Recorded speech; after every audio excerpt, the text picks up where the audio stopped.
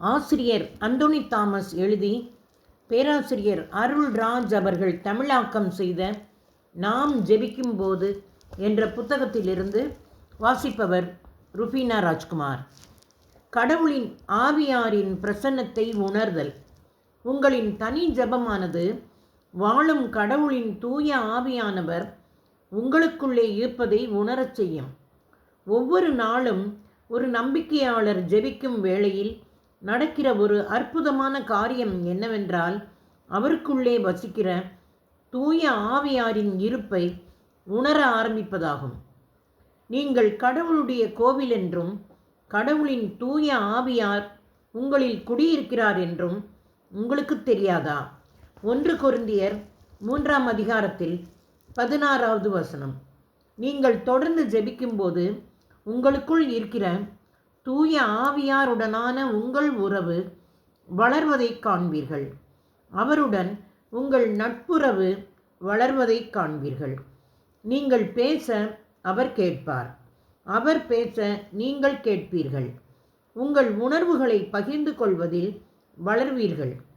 மறைநூலும் நம்மை ஊக்கப்படுத்துகிறது.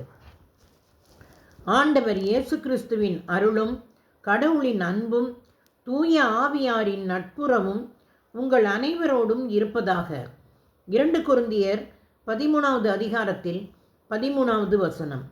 தூய ஆவியாரின் பிரசன்னம் எளிதில் உணர அல்லது அறியக்கூடியதாய் இருப்பதால் உங்கள் தனி ஜெப வேளையில் கடவுளின் ஆவியாருடனான நட்புறவில் நீங்கள் நிலைத்திருக்கும் போது தூய ஆவியாரின் மென்மையான பிரசன்னம் உங்களுடனும் உங்களுக்குள்ளும் இருப்பதை கண்டுபிடிப்பீர்கள். அதாவது தூய ஆவியாரின் இருத்தல் வெளிப்படையானது.